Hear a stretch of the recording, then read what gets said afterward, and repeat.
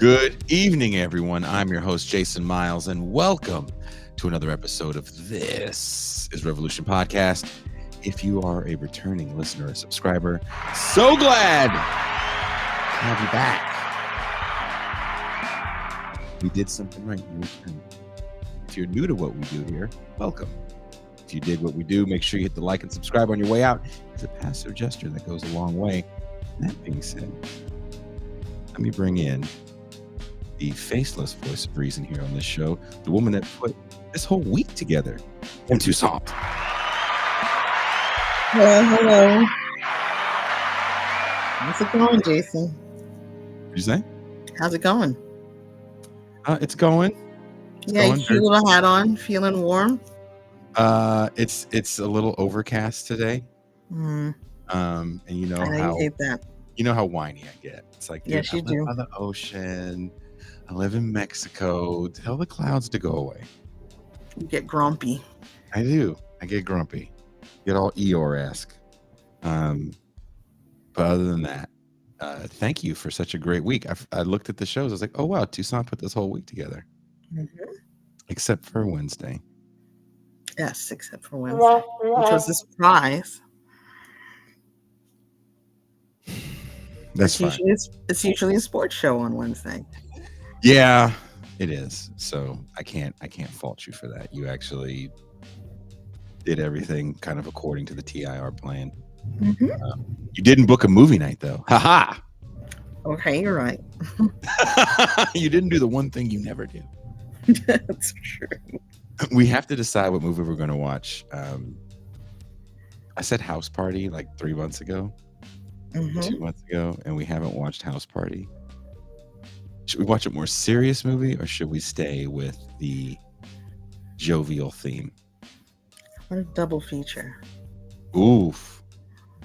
Are you up for it? Oof. We have to ask the man that hosts movie night if he's up for it. That's true.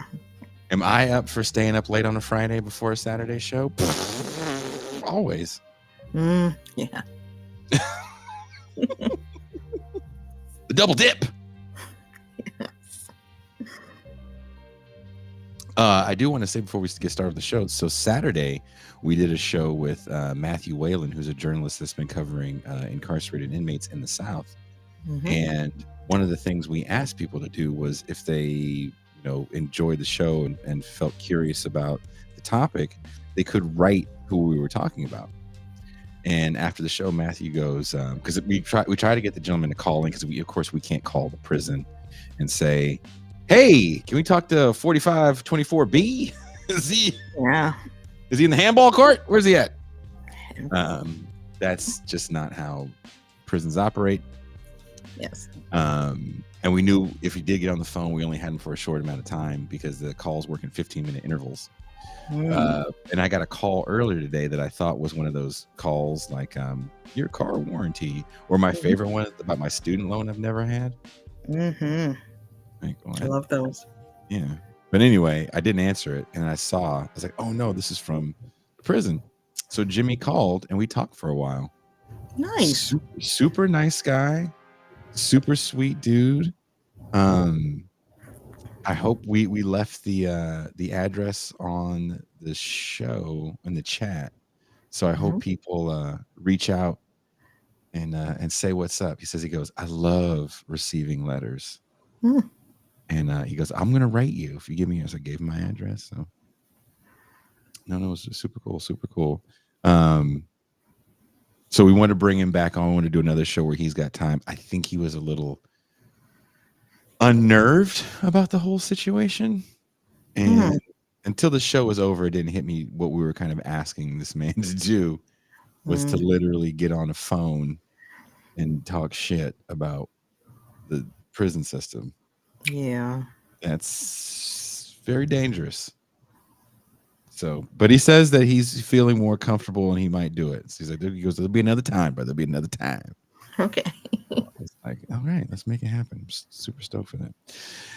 Now, let's talk about something that not too many people are talking about right now, climate. Now, before I even get into the opening monologue, what prompted you to want to do a climate show when no one wants to talk about climate, Toussaint? All people want to talk about is J.D. Vance's performance opposed to Tim Walton's performance and why we should vote for Jill Stein. Right. Right?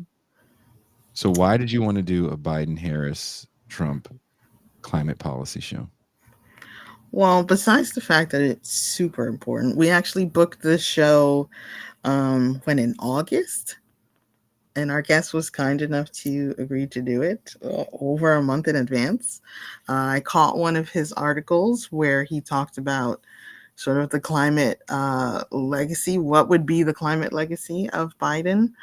And he mentioned Harris and Trump in it. And, this is a topic not a lot of people are talking about. A lot of people are talking about Trump.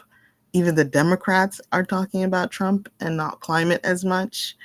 And so, this is always an important issue, and it touches everybody's life. We just had that huge hurricane, Helene, come through, and it hit parts of the United States that don't usually get hit by hurricanes.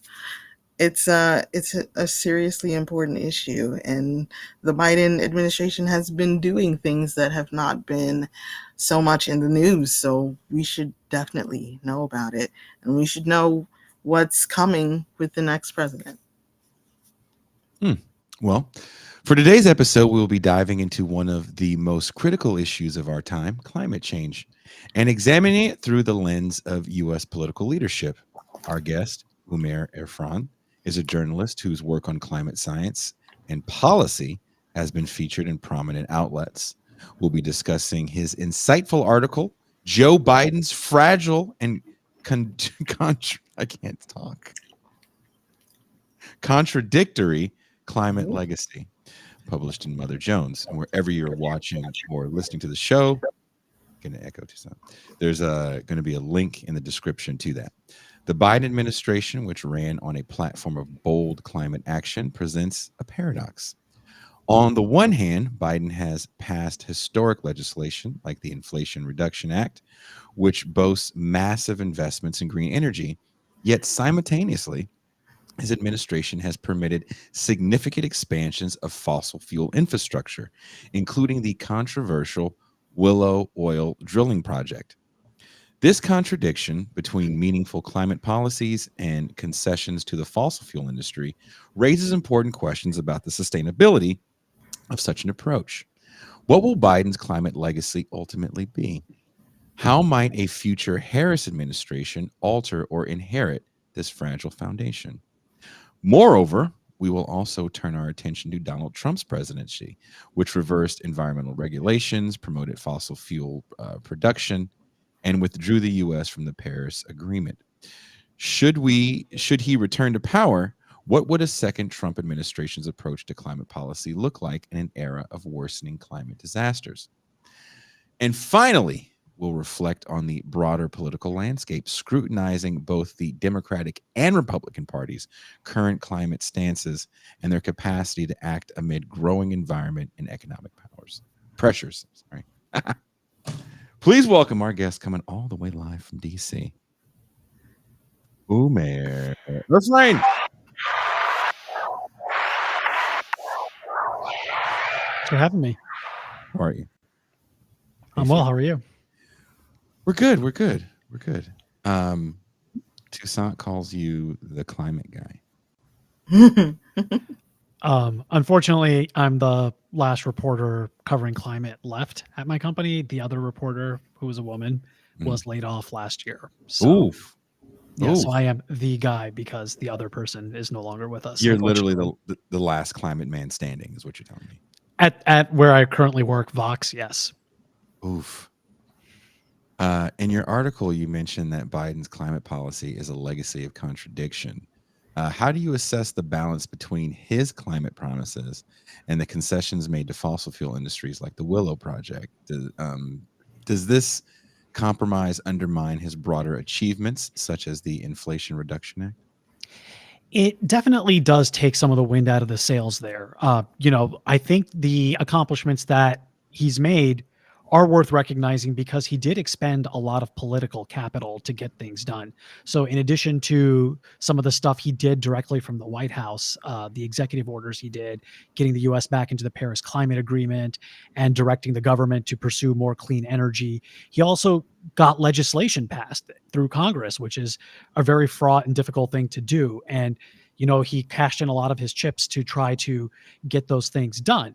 But as you noted, at the same time, he's also tried to balance that with his public approval, and not necessarily as a concession to the oil and gas industry, but to just the political reality that people still drive gasoline powered cars and people really care about gas prices, even more so than climate in the near term. And when gas prices go up, his approval rating goes down. And so he's been trying to continue to facilitate more domestic oil and gas drilling to help keep prices down. He's tapped the Strategic Petroleum Reserve deliberately to try to keep summer gas prices down.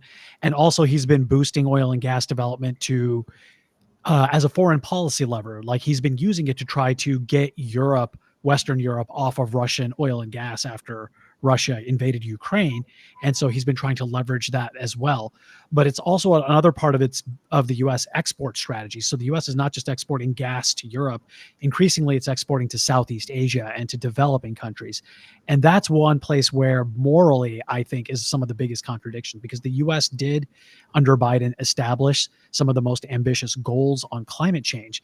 But the US is also on track to double its liquefied natural gas exports. So while the US is cleaning up its act domestically, it's increasing the overall balance of pollution globally, particularly with developing countries, as it's selling cheap gas to them and helping them finance and build more gas power plants. Toussaint, you want to follow up on that? Toussaint? Actually, sorry, I had to mute myself. I was coughing. It's not in our script, but I did see this comment in our chat. So I just kind of want to zoom out and ask this question. This person commented, "It's over, bro." So why are we talking about this in the first place? Is it actually over, bro? No, is the short answer. Because one of the things that we've learned from the science is that climate change is a problem that occurs with degrees. While there are tipping points and certain thresholds we may cross, we know that at the warmer it gets, the worse it gets. And particularly for the people who are worst off, the people who contributed least to the problem, the people who burned the fewest amount of fossil fuels, particularly people in developing countries, in poorer communities, they're the ones who didn't really reap the legacy of fossil fuels, but they're going to be suffering the most from extreme heat and extreme weather.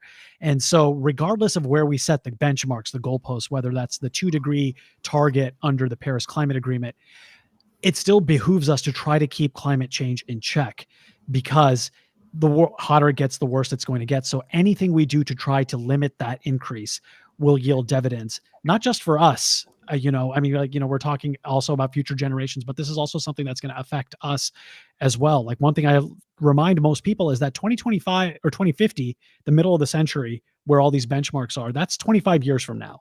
Most of us are going to be there to see that. This is the world that hopefully all of us are going to retire into. So we're planning for our retirement here when it comes to how we interact with the climate. And so what we do now to keep greenhouse gases in check, to switch to renewable energy, yes, maybe it's not ambitious enough, maybe it's not fast enough, but the more we do, the better it is. The less we do, the worse it gets. So there's never going to be a point where the fight is over. And there's never going to be a moral case for giving up. What do you think a Kamala Harris administration might do differently regarding climate policy, especially given the fragile legacy Biden seems to be leaving behind? Should we expect a more radical or cautious approach from her presidency? I mean, she doesn't necessarily have a legacy, let's say, on climate, as she was a district attorney, not a senator for very long. Well, she does have somewhat of a history with climate change, because when she was, the state's attorney for California, she led one of the investigations into ExxonMobil, which at the time was being investigated for misleading statements it had made about climate change in order to try to get policymakers to sort of pump the brakes on climate action. And that was something that was where she was kind of ahead of the curve. This idea of actually going after the fossil fuel producers for malfeasance. Whether or not she can do that in the White House, I mean, I think she's going to be really constrained by what the balance of Congress is. I mean, obviously, who's in the White House is important, but unless she has a majority in the Senate and in the House, there's not much she's going to be able to do legislatively. So from the White House, if she does take over from Biden, I expect that she's going to kind of keep a lot of things on cruise control. I don't think she's going to roll back any of Biden's policies, but Biden also kind of picked a lot of the low-hanging fruit, like some of the easier things that you could do on climate change, like telling federal agencies that they should purchase electric vehicles, or directing the government to, upgrade the infrastructure so that it uses less energy and things like that.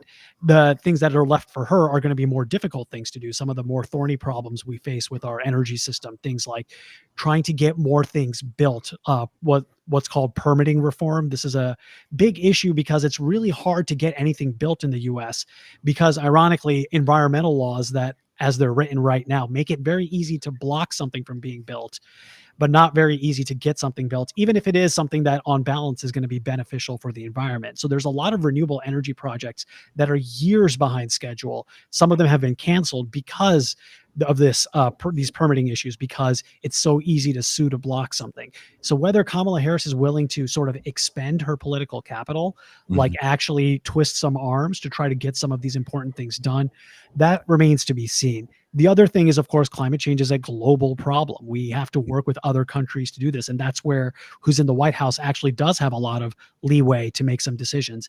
I have no idea what Kamala Harris's foreign policy is really going to look like in that regard. She doesn't seem to have a whole lot of experience dealing with other countries. So I'd be very curious to see, is she going to go to countries like China and strike a deal to try to get them to curb their greenhouse gas emissions or get cheap solar panels? What is some of the arrangements she's going to make with developing countries that really do need a lot of energy and are facing the choice between more fossil fuels or investing in renewables? I think that's going to be one of the biggest variables and uncertainties that we will see in a future Harris administration. What do you say to people that say China is doing a good job at trying to curb their greenhouse gases?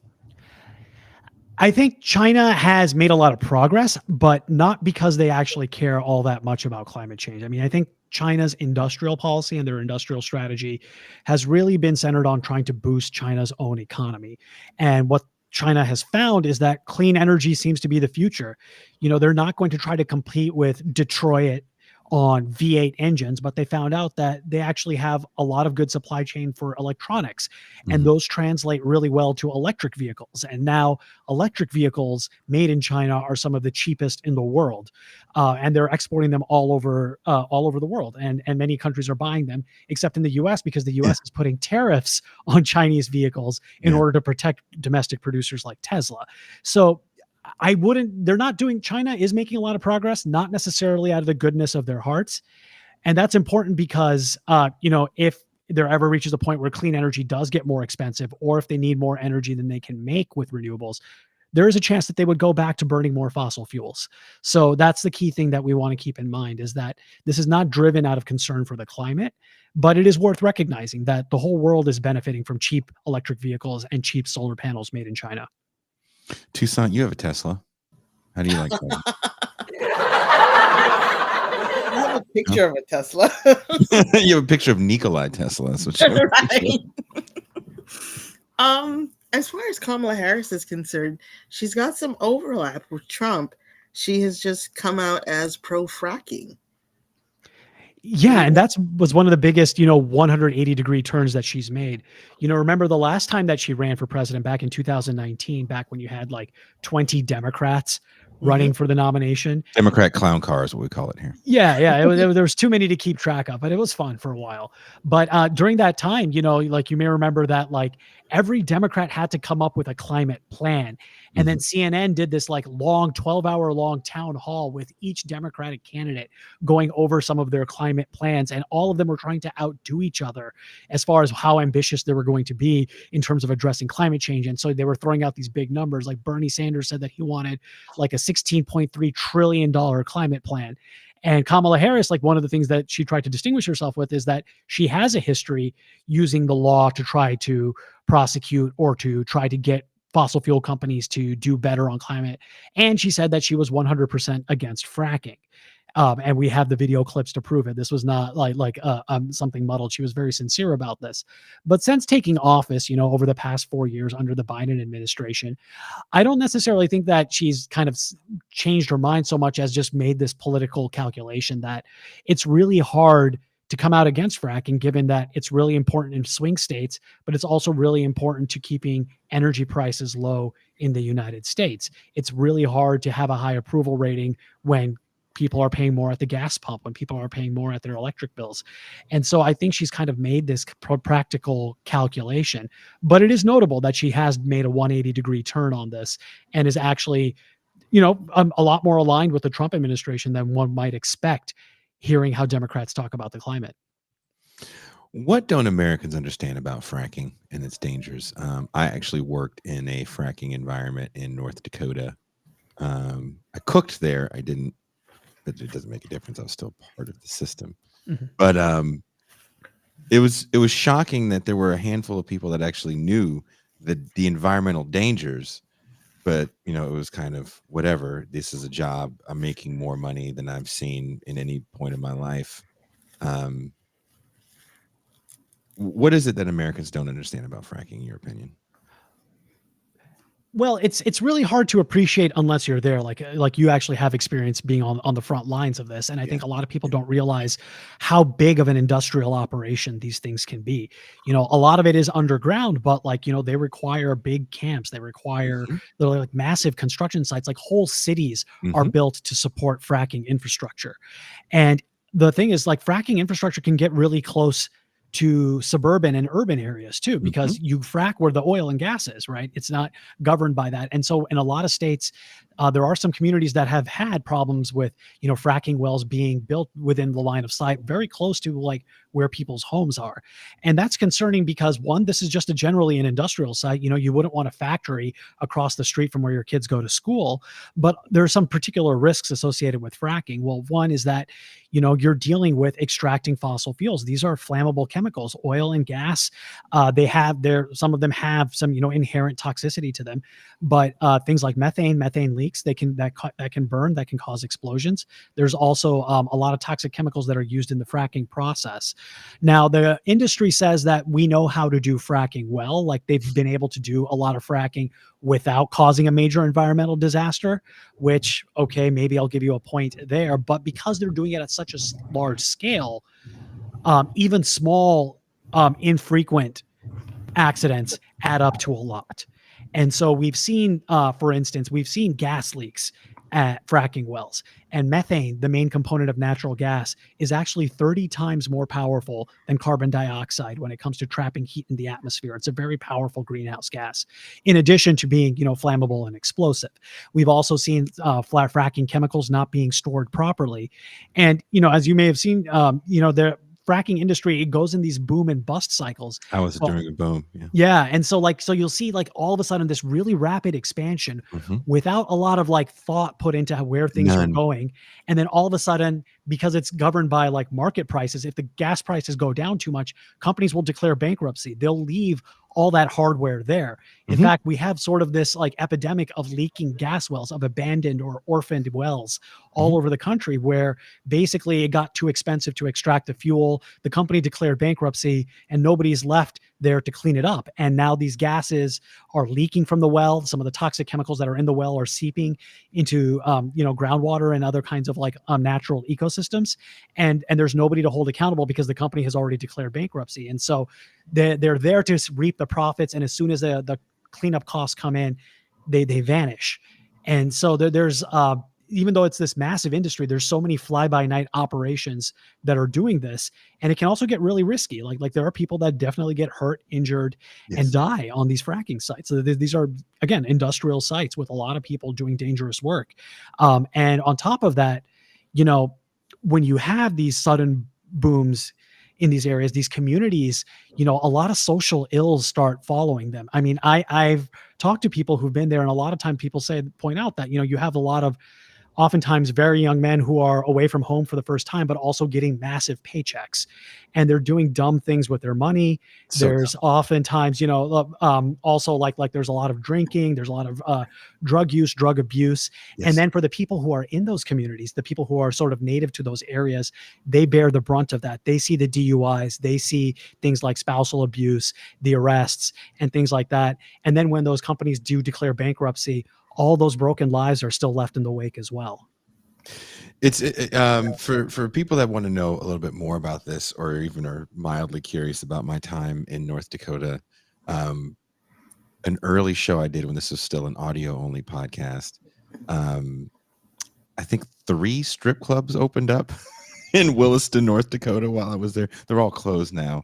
And one of the women that danced there actually was a journalist. And she came on the show. We talked about what life was like in Williston back in 2011. But everything you're describing is extremely true, if not way worse. The chemicals you dispose of are all toxic. You can't have the groundwater from the city because most of it's just been tainted. So all our water came in from elsewhere that we use to cook with. It's crazy because I was there doing a boom, and Williston had a boom in the 80s, I believe, before I don't know, fracking, before this like sideways drilling was invented.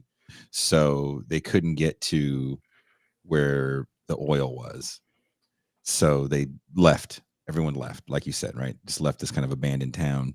And so when the second boom happens around 2010, 2011, the city decided not to deal with the infrastructure. Like, we're not building anything. If you guys want to build something, you can go through the permit process and build stuff. So Walmart became a little bit of this weird shantytown city where people were paying, it was more jobs than people, but more people than housing. So if you had an RV, then people were renting the little couch area in the RV for $750 a month. Wow. Oh, it was nuts.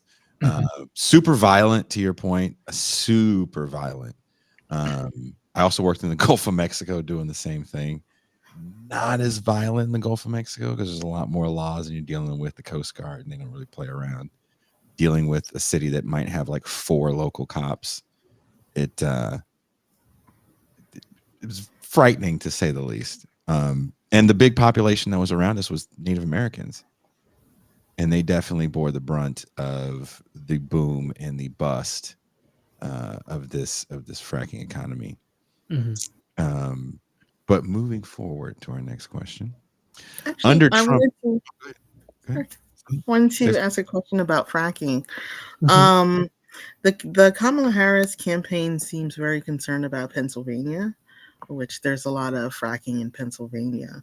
But I thought I came across a stat, perhaps in your work, that the popularity of fracking is waning with the people in Pennsylvania. I assume it's because they are bearing the brunt of the negative consequences of there's earthquakes there.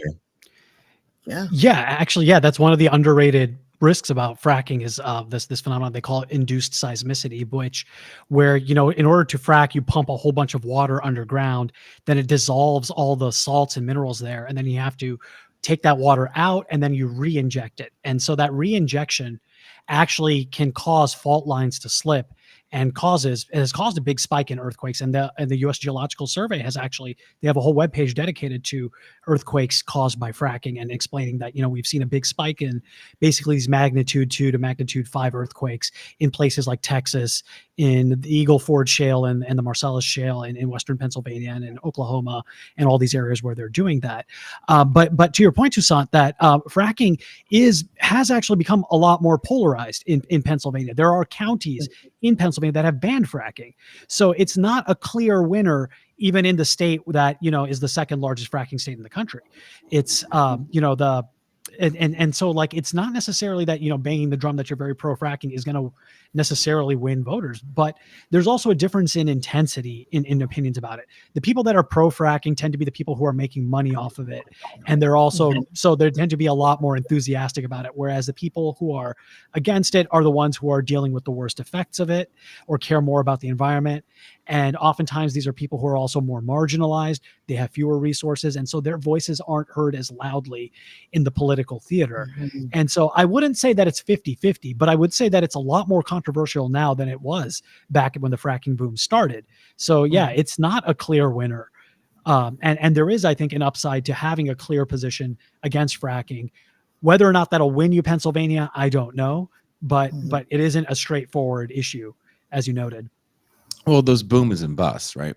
When you said these people are irresponsible with their money, I think we shouldn't stop painting the picture as young people with their first job. This was a lot of old guys. I wish there was young guys in there in their first job. It would have been easier for me to talk to them about, hey, you're away from home for the first time. If you call home and your girl doesn't answer, just let it go, because it's just what it is. Having that conversation with a man 10 years my senior is not fun. And it was mostly older cats that had been downsized out of industry or deindustrialized out of industry that lived in these kind of nowhere parts of the West, the Northwest usually. So it was interesting seeing these cats that didn't come from a lineage of working in this industry. Like in the Gulf of Mexico, yeah, there's young people there, but they're always in new positions. And there's a lot of guys that their fathers and fathers' fathers worked in the Gulf of Mexico. And blah, blah, blah, blah, blah. But for North Dakota, it was a lot of dealing with either people that were imported from like Alaska, because Williston is one of the coldest places in the Western Hemisphere next to Alaska. So these guys from the South didn't understand how to work crews, and guys were getting like really bad frostbite, you know. So it was like older people that had never made $3,000 to $5,000 a week, which is a lot of money. Walmart cashed our checks, and they would cash your check. You didn't have to go into the check cashing line if it was under $5,000. And I remember cashing a check, and I got a check for my check for like $1,500 a week is what I was bringing in. Cooking people don't make as much. And we had these hotel style doors in the dorm little things that we lived in, and it closed behind you automatically. And my door was open, and I had my money out, and I was counting it because I was going to send it home. I was married at the time. And it was such a little amount that no one bothered taking it. Like a dude walked up to me and was like, hey man, because they don't everyone knew where the cook lived. Yeah. So I was like, hey man, your door's open, so I closed it. And I was like, oh, and I ran because I just supposed to, like, no one even bothered. It's like, it's got like $1,500. Let's let him. Yeah, I mean, I think that's a really interesting observation, and I really appreciate you clarifying. But like, yeah, there is a generational divide in the fossil fuel industry that's kind of emerging here. That like you had initially, you saw that with like coal miners, right? Like there are a lot of the coal mines as they started to close in the U.S., particularly in places like West Virginia. You had basically a lot of disaffected people whose retirements were not made whole, and they basically turned that towards, a lot of political anger. And I think rightfully turned it against Democrats. Like people forget that like West Virginia was a Democratic stronghold for a very long time. It was a union state for a very long time. And I think as soon as, Democrats started becoming a lot more corporatized and moving away from, defending unions. And then as a lot of these miners saw their companies going bankrupt and not funding their pensions. And as a lot of them started, coming down with the illnesses like black lung disease, they, were, either like became really angry and resentful, or they started looking for other jobs in similar industries, basically, in other kinds of extraction industries, looking for quick cash grabs. And a lot of times these people didn't want to be working either. Like they thought that they were past their prime. These jobs are hard on people's bodies. Oh man. And so like when you see older guys doing this, I mean, I'm sure the money is a big draw of it, but a lot of guys, are forced into that because of, frankly, desperation, that the wealth that they had built up in their lives hasn't really panned out, or that some of the investments they made didn't work out. And so, I do think that there's some level of greed involved, but I also think that you do see some people making decisions they'd rather would not. Oh, I mean, when I first went to the Gulf of Mexico to work on oil rigs, it was after Enron. And it was after two things. It was after Katrina and Enron. So to meet people that had retired from the business and they had to come back because either their retirement was gone because of their investment in Enron, or people that lost their home in Katrina had moved to either Houston or Memphis or somewhere for a little bit while they thought they were getting their house rebuilt, and then came back and found out that nothing had happened and someone had took their money because they used out-of-state contractors. Like, that was a very crazy reality that these people were kind of forced back into this work. I definitely think this industry is not an industry of people that grow up and want to be frackers, or it does pay pretty well. It's definitely not union work at all. But there's industries adjacent to it that also love riding that boom, and that's the real estate industries. Definitely love riding it. Well, let's talk a little bit about Trump. We saw rollbacks of key environmental regulations and the withdrawal from the Paris Climate Accord. What do you see as the lasting impacts of his climate legacy, and how has this shaped the current discourse on climate change in the U.S., in your opinion? Well, I think the big legacy from the Trump administration is that they burned out a lot of the clock. One of the issues with climate change is that we are on a timer here, because the longer we wait to curb greenhouse gases, the more warming is going to get baked in. And so with those 4 years under Trump not taking aggressive action on climate change, and also sending the signals to the rest of the world that the U.S. wasn't really going to be doing anything to do, the world's second largest greenhouse gas emitter really wasn't taking this seriously. So very few other countries did as well.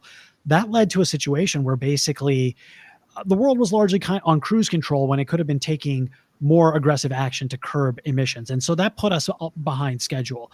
And then I think also Trump tried to push things in reverse for a while. Yes, as you noted, he got the U.S. out of the Paris Climate Agreement.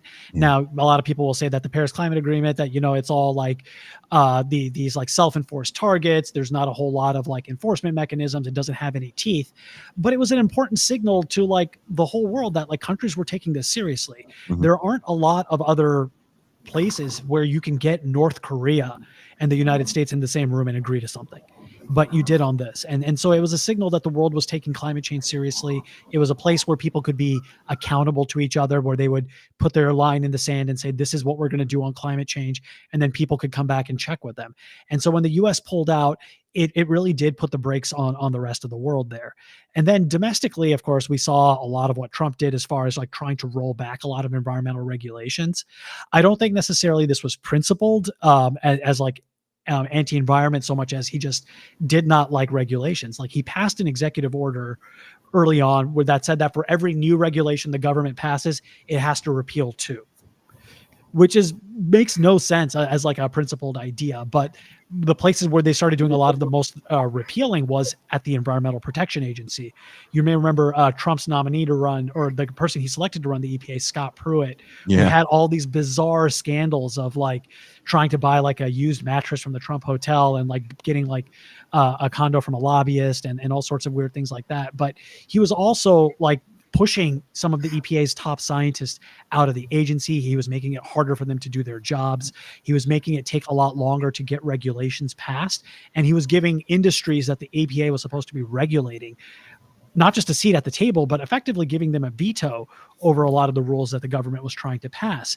And so the net result was that we didn't have a lot of regulations passed that should have, and we kind of lost a lot of progress. And then at the same time, Trump try to, roll back a lot of the incentives we have for clean energy, things like the tax credits we have for wind and solar power.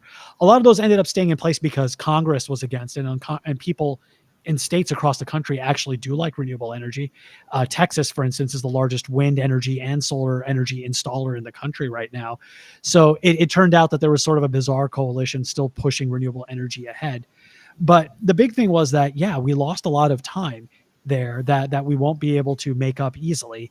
And what Trump is promising now is that if he gets back in office, is he's going to try to do more of the same, except this time he's going to surround himself with people that actually know what they're doing. And that might actually be the bigger threat, that they may actually be able to undo the forward progress we've made and actually throw things in reverse.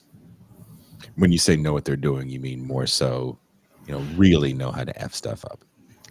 Right. When Trump appointed a lot of the people to run federal agencies at the first go around, they were basically cronies or like sycophants and like people who really didn't know how to run the agencies, who didn't know how to actually file lawsuits or to defend against them and to like actually pass legislation. Like one of the upsides of Trump being so incompetent was that a lot of the regulations and deregulations he tried to pass ended up being blocked by courts because they were just done so poorly. Like they didn't properly check all the boxes that they were supposed to.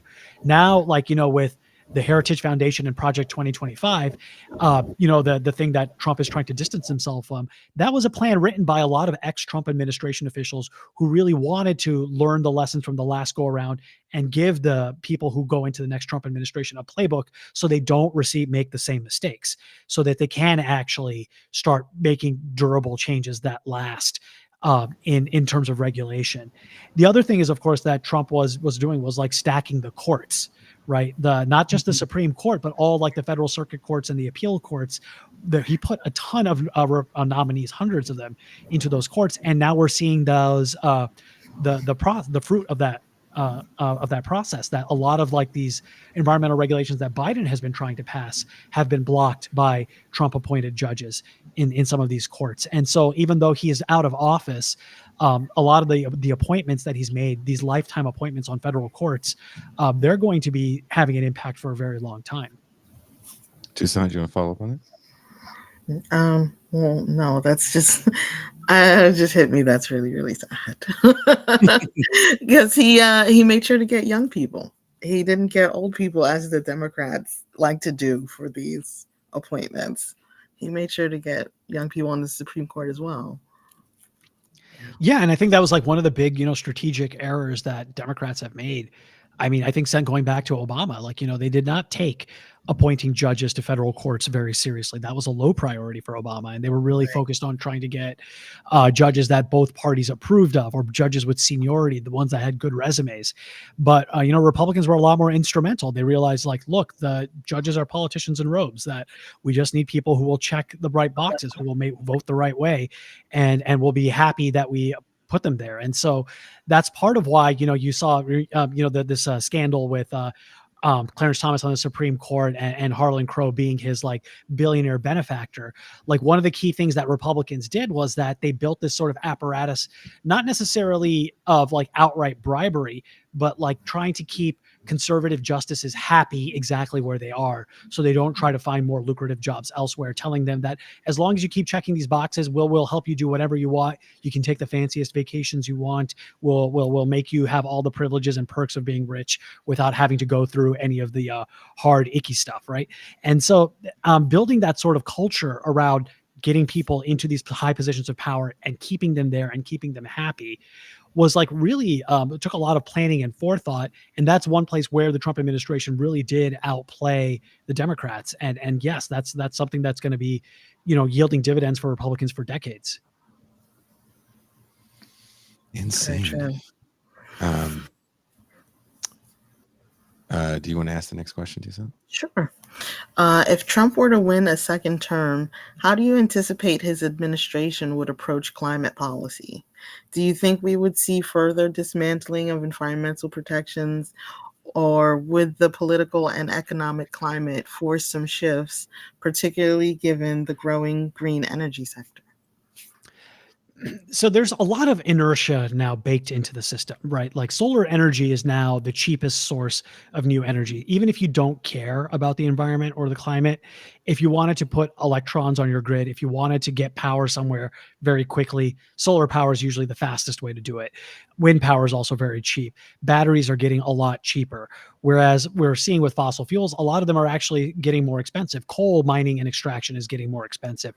We haven't built any new coal plants in a very long time, and the old ones are also getting less efficient and less economical to run. So the market forces and just the pressure and the changes in the technology are already pushing towards decarbonization.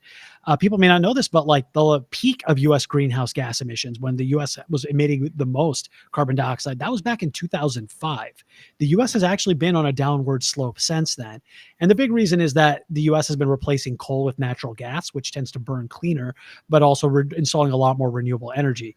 So as we displace the last amount of coal that's left on the U.S. power grid, we'll see emissions go down to a point. They're going to start leveling off because natural gas also emits carbon dioxide. It is a fossil fuel.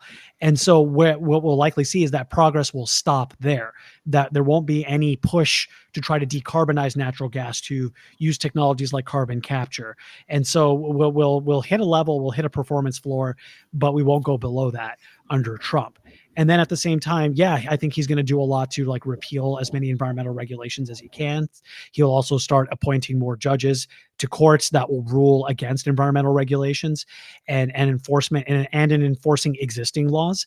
And so what that will lead to is, a much more pro-corporate world that will lead to things like more pollution and also perhaps more environmental disasters, more industrial accidents, and things that were basically, ordinary people will be facing the worst consequences thereof. You have anything to say about that, Tucson? That sounds horrible. I mean, given that green jobs are supposed to be on an upswing, why would Trump want to, destroy that? I would think that he would want that sector to continue to grow in a way. Yeah, I mean, you've seen that, like, he's also in a weird spot too, because like, one of his biggest backers is Elon Musk, who's the big electric vehicle guy, right? And so, and so for him, it's. I mean, I think one is this, like, he's going to try to. He doesn't like making a whole lot of these big controversial decisions himself. He just wants to do things that will make his base happy. And so, in places, again, like Texas is the biggest renewable energy state right now in terms of installing new capacity, even though it's also the largest oil and gas producer. And many states, they're just finding that renewable energy is just a better deal, regardless of what the incentives are. And so it's going to be difficult for Trump to try to counter that as a business case. Where he might make progress is just like reducing some of the incentives, some of the tax credits that we have that to help make it more viable to do these kinds of things. And then also for like individuals, things like rooftop solar, where we'll likely see some of those incentives being rolled back. And so some of the forward progress on clean energy is likely to slow down as well.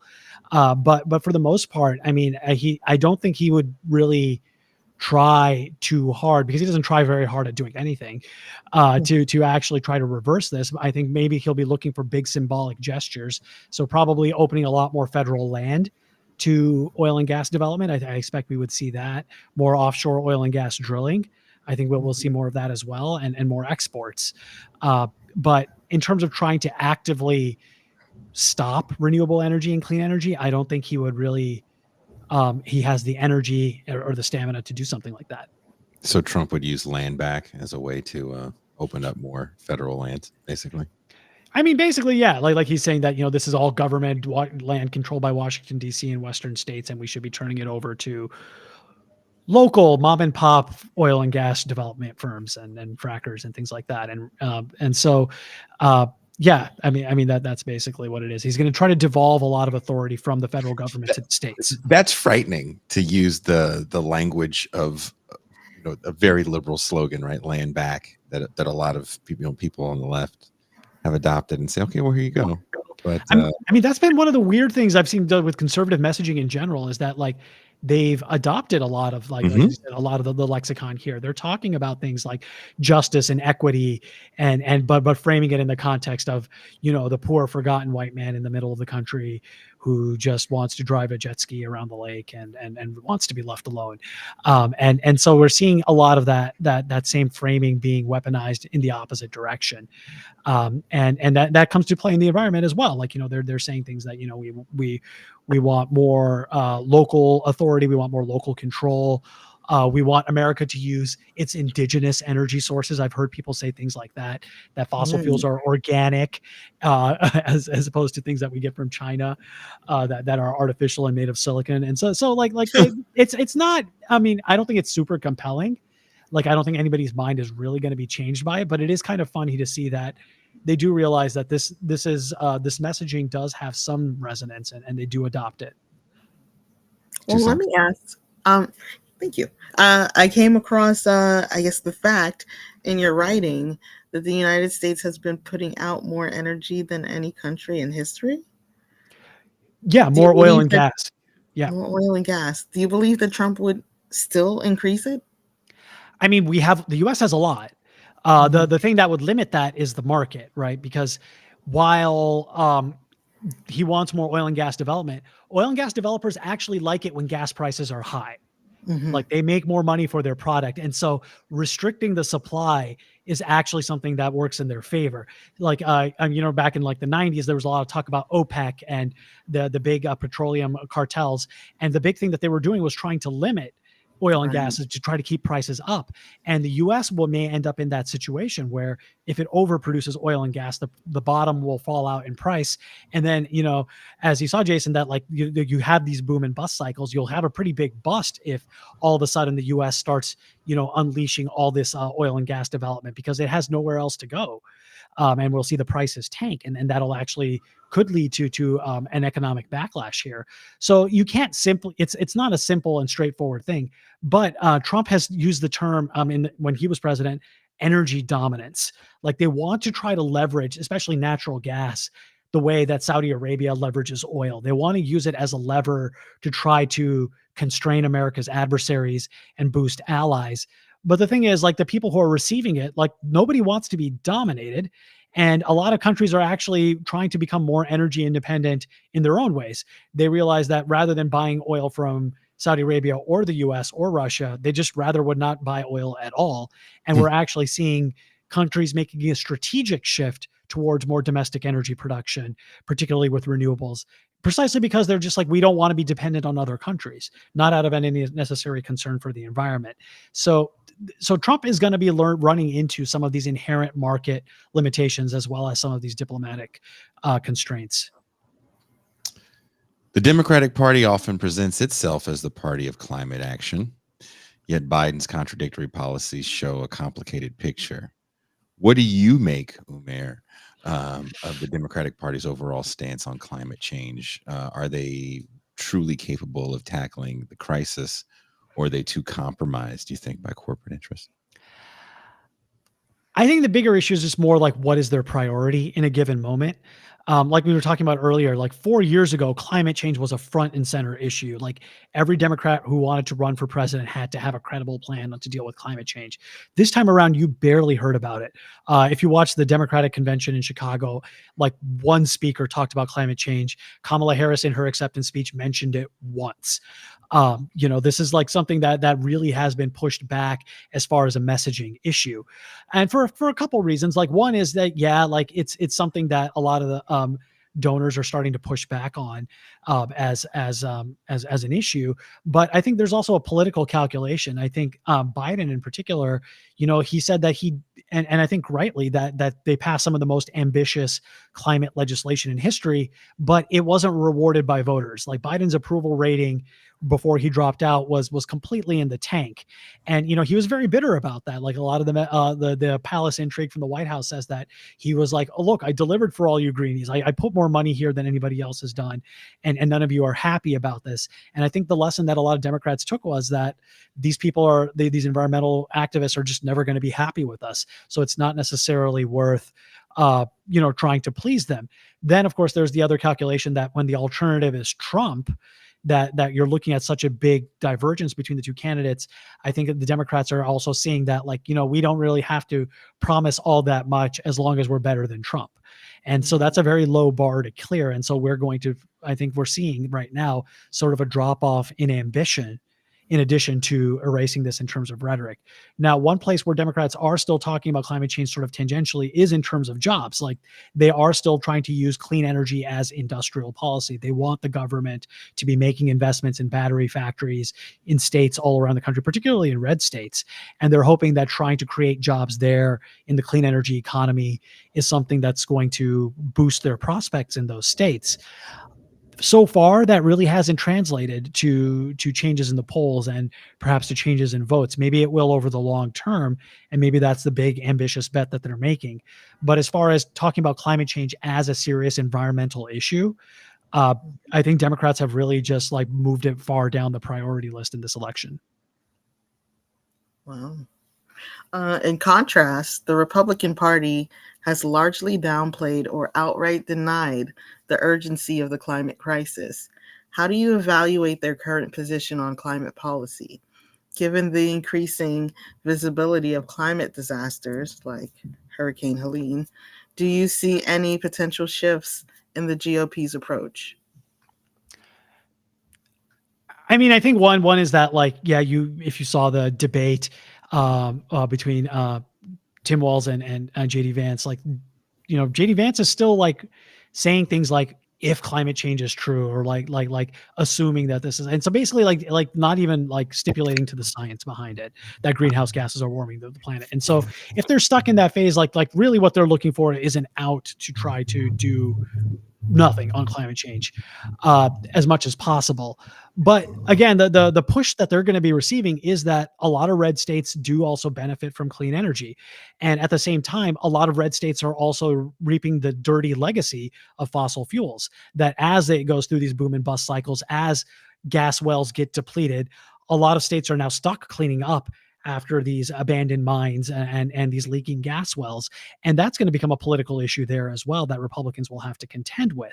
So where are they going to make changes in terms of policy? I think they might try to continue a lot of the industrial policy that, for instance, the tariffs on solar panels from China, that started under Trump. And then Biden maintained that in part because they wanted to boost more U.S. production of solar panels to boost the U.S. domestic industry. And so insofar as Republicans will do things like that, they'll do that because they think it'll help jobs here, not out of the concern for the environment.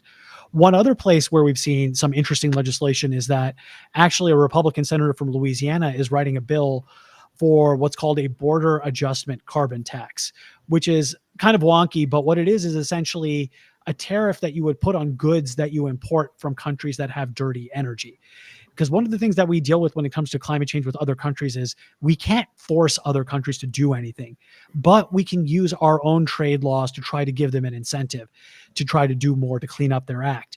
And so if we put tariffs on goods that are coming from countries that use a lot of coal to build stuff, that helps give them an incentive to try to use less coal, to use more clean energy, and it can drive other countries to act.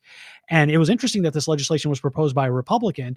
I mean, the main reason is because they want to use it to sort of squeeze China even more. But it's a way of sort of, offshoring the cost of dealing with climate change and putting that burden onto other countries. But beyond that, I don't think we're going to see too much movement from the GOP basically until their hand is forced. I mean, I think until we see so many disasters that become so expensive that it forces more, government expenditures and more appropriations from Congress, when they have to go to Congress and ask for more money, I think Congress is going to try to leverage them to try to do more on climate change.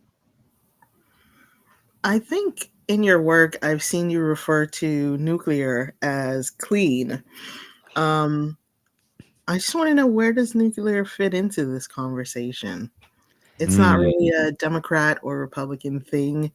We only have so much, but it's considered to be so costly to start new reactors, that it's a non-starter. So where are we with nuclear? I think that's a really great question. And it's an interesting one, as you noted, because it doesn't fall along traditional party lines. Mm-hmm. There are a lot of Republicans that are very anti-nuclear. There are some Democrats that are very pro-nuclear. I think people would I mean, I tend to refer to it as clean because it doesn't emit greenhouse gases, but it does have an environmental footprint. Let's be clear. It costs a lot of mining resources to extract uranium, and we still don't have a permanent solution for storing nuclear waste. Now, nuclear advocates would say that, well, nuclear waste, it's something that's it's easy to self-contain, that it's not like a gas you pump out into the atmosphere. And especially if you compare nuclear to other sources of energy that we've sort of grandfathered, things like coal, like, every time you burn coal, you produce ash, and coal leads to these huge ash pits that leak heavy metals and toxic chemicals into the soil and groundwater. And we saw with Hurricane Helene that some of these ash pits get soaked with hurricane water and then leach into water supplies. And that's a problem that happens all the time in the country, but it gets ignored because it's so routine. Nuclear, because its accident rate is so low, every time there is an accident or every time there is any kind of incident, it becomes a global story. Now, in terms of where the industry is, it's expensive. Nuclear is one of the few energy sources that's actually gotten more expensive over time. And so the business case is really hard to make. Right now, though, I think the sort of compromised or sort of the middle ground environmental line that some advocates are arguing for is that we should at least keep the nuclear reactors we have running, keep them online, because that's money and resources that we've already spent. And those are energy sources that are not emitting greenhouse gases. So we should at the bare minimum maintain that part of the grid. That nuclear provides about 20% of electricity in the United States. And we've seen that when nuclear reactors get shut down, most of that capacity ends up getting replaced by fossil fuels. So in order to prevent an increase in greenhouse gas emissions, bare minimum, we should try to keep the existing reactors running as long as possible. Now, whether we should invest in new nuclear, that's a bigger policy decision, because we've seen that new nuclear is even more expensive. Now, there are companies that are developing some of these next generation designs, but it takes a very long time to develop them. Some of these companies who have tried to build them have gone bankrupt. And really what they're counting on is a big government investment and patience, basically, to try to see them over the line. And it's not clear that any party is really willing to make, a tens of billions of dollars bet over the next 20, 30 years to try to build another generation, another crop of nuclear reactors. Nobody really has time for that. Like, everybody's looking at the next 4 years, not the next 40. And so without that, it's really hard to make a case for nuclear, because, nuclear power plants, they last 50, 60 years, and it takes that long to pay them off. So it requires a mindset that looks really far ahead. And our political system really does not facilitate. The military has to guard them. Yeah, the military has to guard military, because I live in Mexico, but when I drive up north, there's a old nuclear power plant that I have to pass in northern San Diego, San Onofre. That you see the helicopters fly over, and it is kind of an interesting thing to think that this is going to stay here forever with the military guarding it, because this is. I mean, that's part of the argument for why we should keep using these reactors, because even when you shut a reactor down, you still have to protect it, because these are still highly secure facilities that have a lot of sensitive information. And most reactors in the US, they store their waste on site. So that's still a hazard. So even when a nuclear reactor is switched off and not doing anything, you still need to protect it. In the US, actually, there's like a whole elite paramilitary force dedicated and trained to protect nuclear reactors, for every nuclear reactor in the country. So there's a lot of ongoing cost to trying to do that, even when you have the reactor shut off. And so that's part of the argument for why we should try to keep them running and at least make some money off of selling their electricity and reap some of that environmental dividend in the process. But again, even keeping existing nuclear reactors running over time is getting more expensive. You need nuclear engineers to run them. Nuclear engineers are harder and harder to find, and they're very highly skilled personnel. They want really big paychecks to work at these plants. And so it's getting more expensive and harder to find the personnel to actually staff them. And so Can't that's we just outsource that to India like we do everything else? I mean, do you want foreign nationals in American nuclear power plants? That's the thing that's going to get everybody really nervous, right? Like these are the things that are also considered to be national security secrets. And so because of that, nuclear has to be something that we do domestically. It's not something that any country really wants to outsource or have another country involved in their supply chain. Why don't we start doing commercials for the nuclear guy like we do for the military? It's like, hey, you're not doing anything. Like, all those commercials for people that, effed up in high school, and there's someone telling you, hey, stop being a piece of shit on your mom's couch. and go take a loan out that you can't afford to this school that we're just going to give you a Craigslist job listing for. Why don't we do commercials like that for these jobs? I mean, you could, but like I've met, nuclear engineers, and they're very smart, hardworking, and talented people, which is to say, like, you really need this. This is an elite job. Like this is not something that you can do on a whim. Like this is something that you need to dedicate years of your life to in order to train just to do the bare minimum job in a nuclear power plant. And so convincing somebody to try to go down that career path when it's not clear that there's going to be a company that's going to hire them after that is really difficult. The main viable career path for people interested in nuclear energy is the military, because the Navy operates, dozens of nuclear reactors on its submarines and aircraft carriers. And that's really the only place really that's hiring nuclear engineers at any appreciable scale. If you want them to work in the private sector, in the energy sector, you need a signal. You need to tell kids and teenagers and college students right now that, hey, there are jobs that are going to be lined up for you that really need this specialized skill set. And right now we're not seeing that signal because the nuclear industry in general is struggling. Toussaint? Well, I kind of want to switch gears and talk about Helene a bit. So I was definitely doing some reading of your work recently, and certainly it's in the news. It just reminded me that a few years ago, I was trying to start a business. So I ended up down in North Carolina, where I met a woman who used to work for the EPA, but she left under the Trump administration, as many people did. So she was trying to start a business, and we were in North Carolina, and we were thinking of going to Asheville to do some more research for our businesses. And I actually ended up not going. I plan to go later on this year, but I might have to cancel my trip. Asheville was once considered climate change proof. What happened to Asheville? Well, I mean, if you look at where Asheville is on a map, it's pretty far from a coastline. But what makes it particularly challenging is that it's actually kind of a mountainous area. It's about 2,000 feet above sea level. And so what happens there was that when Helene came over, it wasn't necessarily at full category 4 strength the way it was when it made landfall, but it dished out so much rain that the natural aquifers, the natural waterways and watersheds really got overwhelmed very quickly. And so we saw intense amount of flooding in an area where basically you had these mountains and the terrain there essentially channeling immense amount of water right into communities where people live, because a lot of the communities in this area are next to waterways, because that's how people used to get around. That's also where people, got their drinking water. People live near water. And that meant that a lot of communities were really vulnerable, because also these communities are not like cities like Miami where they, have to deal with hurricanes on a regular basis. These are communities that don't have hurricane alerts. They don't necessarily have a go-to plan, a protocol, go bags ready and a to-do list for what you're supposed to do during a hurricane. Now, they did get the forecast. There were warnings. There were evacuation orders put out, but a lot of people were just scratching their head saying, like, where do you go?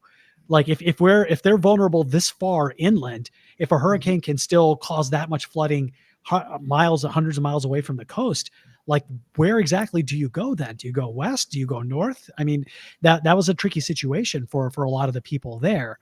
And then also we're learning that this community is really a bottleneck for a lot of critical industries. Like one of the things that emerged recently was that there are critical quartz mines around Asheville, North Carolina, and all of them have been shut down. Quartz, you need high quality quartz to make microchips. And about 70% of the world's market for high quality quartz came from mines around Asheville. And right now, all those mines are offline. So we might even see down the line, further consequences, not just the economic consequences, not just the displacement and the homelessness, but even for electronic devices. We've been talking a lot about semiconductors where in this trade war the US is trying to launch with China about this, but now the whole world might be suffering for its electronic processing, because a critical mineral, a critical resource right now has been compromised by Helene. Jesus. Wow. Well, we've kept Umair for longer than an hour, Toussaint. We did. You lied to that man on that email. We did. It's fucked up. He's gonna tell all his friends, "Don't go on the show. If a black person emails you, don't go on the show." No, I had a great time here, and I thought your questions were really insightful, and I really enjoyed hearing about your experiences there, Jason. Well, hey, thank you for coming on and taking the time to talk with us. My pleasure. This is something, it is, Toussaint was giving me a hard time today. She was like, got to talk about this. You guys always try to run away from the environment shows. You never book them. I was like, fuck, you're right. Like, shut up being right for a second, okay? Just let me bitch and moan about bitching and moaning, and you stop being right, all right? I can't drink the water that comes out of my sink. Tell me about the environment.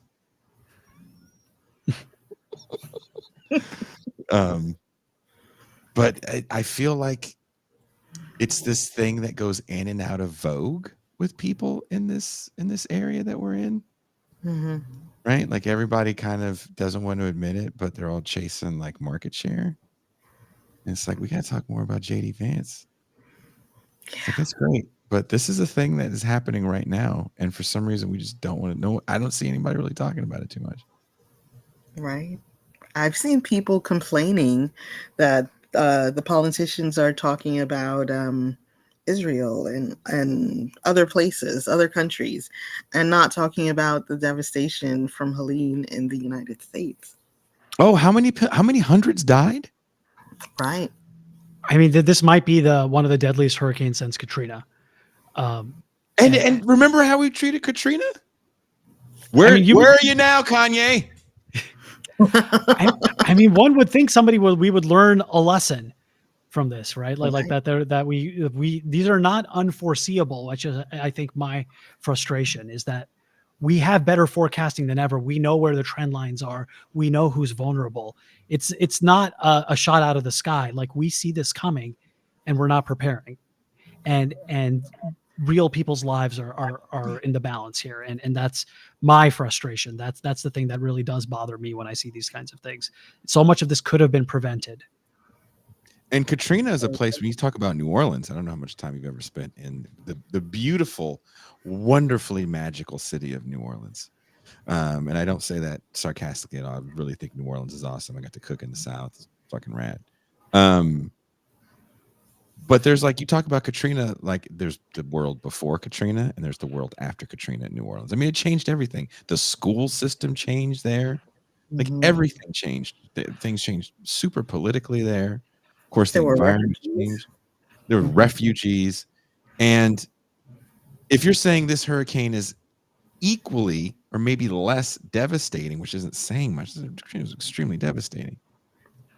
Nobody seems to really give too much of a shit about it, which is even more frightening, that if these disasters keep happening, these climate crises keep happening, it becomes a shoulder shrug. Like, I guess summer's just a little fucking longer. Like, really? Yeah. And I mean, like, the other thing that I'll point out is that, like, while we're focusing on these big named storms, a lot of the quote unquote normal weather is also getting more extreme. And we're also seeing from, like, ordinary thunderstorms are causing a lot more damage. Like, I'm working on a story about insurance. And one of the things that a lot of insurance companies are pointing out to me that's, like, one of the biggest drivers of insurance losses is hail, and hail is getting worse in a lot of parts of the country. And it's partly is because we have more people living in dense urban areas and in vulnerable areas. But even these kinds of things that we typically ignore, that don't even make national news, a typical regular ass rainstorm can cause devastating flooding. Like, Miami floods when the sky is blue. They have like they have clear day blue sky flooding on a regular basis. There are so many communities that are experiencing that kind of flooding now, and it just gets overlooked because there isn't some big name disaster, and it's so routine that you see this kind of disruption happening. And I think that would be the other real worry here, is that people start to get used to this. I hate the analogy about the parable of the frogs and boiling water thing, that, like, slow changes around the environment, we don't notice them. But I really do think that that's the case here. Like, after enough time, people start getting used to even the most heinous, bizarre, and absurd things. And we really shouldn't. Like at a certain point, we should just say this is not acceptable, and that also recognize that there's stuff that we can do about it, and start taking those precautions now.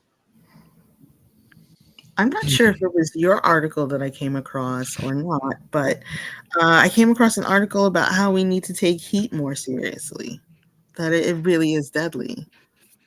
We're having the hottest years on record every year. It killed the kid from Alf. Are you old enough to remember Alf, Umair? The puppet, right? Well, not the puppet. The puppet. No, not yet. But one of the kids. Not real. It's not real. Okay, I've never seen the show, but like I'm aware of it through the culture. Well, there was a TV show back in the 80s called Alf about an alien that ate cats. That was a real thing. I didn't mean to say what you think I said, you horrible people. It's fine. It was an alien from space. From space. Not an illegal alien. Not an illegal alien. It was an alien from space. Yes. But there was a little boy on the show because he lived with a family, as aliens from space do. And the little boy on the show recently died in his car going to the bank. Oh my gosh. He died with his what do you call those animals you have when you are sad? Like a companion animal? There you go. Okay. Is that what it's called? Or where you have a support animal? Yeah, thank you. Where you can go into a bar and piss everybody off. Mm-hmm. Yeah. I mean, I think that is an important point. Is like culturally, we also sort of undermine these risks, particularly around heat. Like heat is one of the deadliest, if not the deadliest, weather phenomenon we experience in the U.S. And around the world generally. But like, there's this weird sort of machismo in our culture that, like, we consider heating in the winter as a necessity, but we think about air conditioning as a luxury. And it's not a luxury if you're like a delivery worker. People are dying in Amazon warehouses. People are dying in U.S. Postal Service trucks. People are dying in fields picking crops. Like the food that we eat depends on a lot of vulnerable labor, and that people who have to just be out there in the heat. And we don't take it seriously because there's this sort of cultural idea that if you're tough enough, you should be able to deal with it, just suck it up.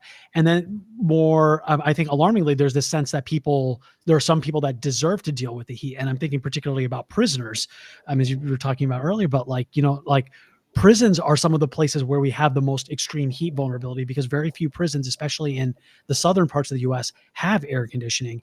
And people view that as like, well, that's part of the punishment. Prison is supposed to suck, right? Like, there's that sort of attitude.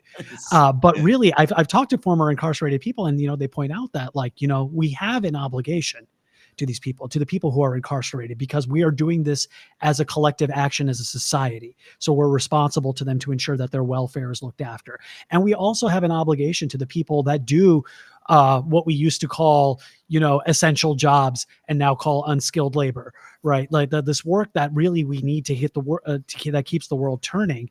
A lot of it involves being outdoors. More than half, I think roughly half of all U.S. jobs require being outdoors at some point as part of the job. And so your paycheck depends on how much you're exposed to these extreme temperatures.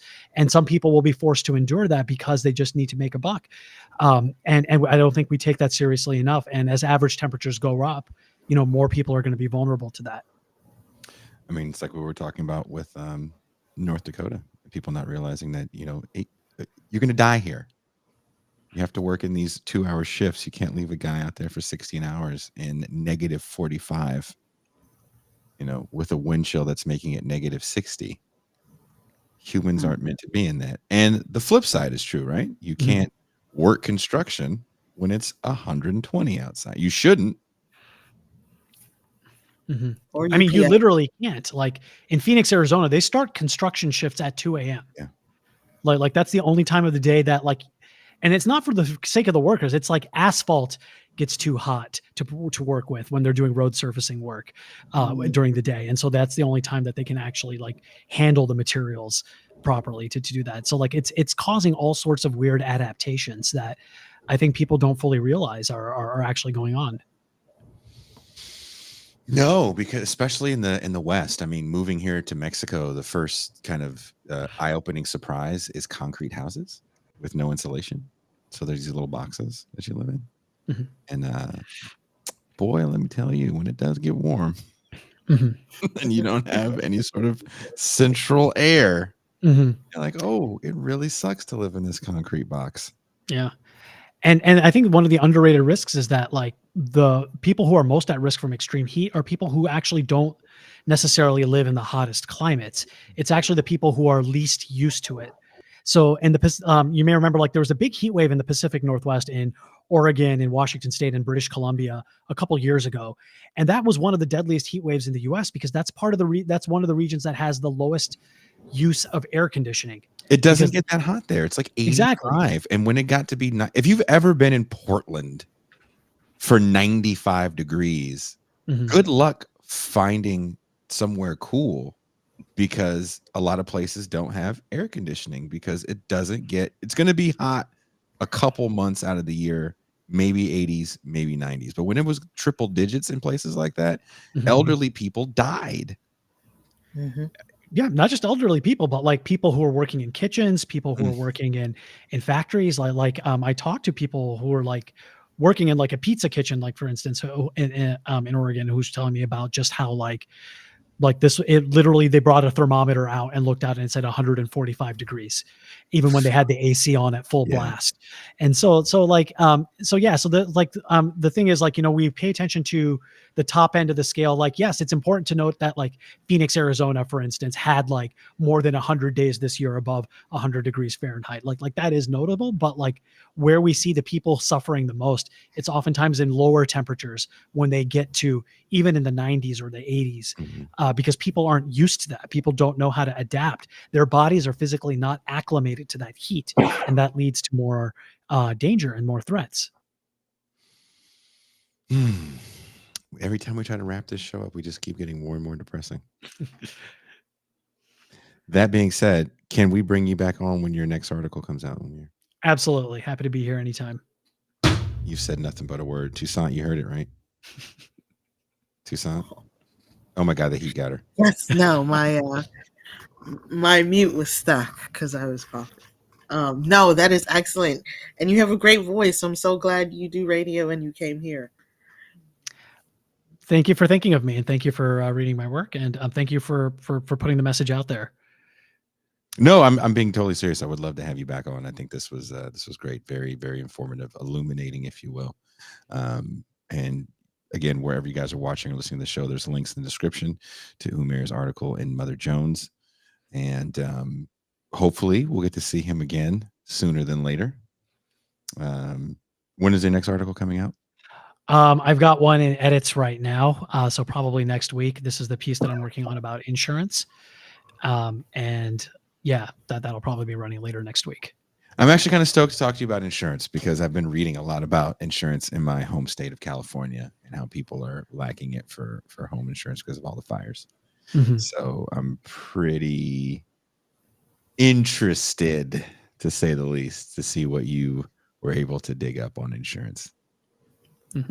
Yeah, definitely get into California. It's a really interesting case study. Okay. Then now I'm super stoked. And next time I'm in DC, we got to hang out, man. Yeah, drop me a line.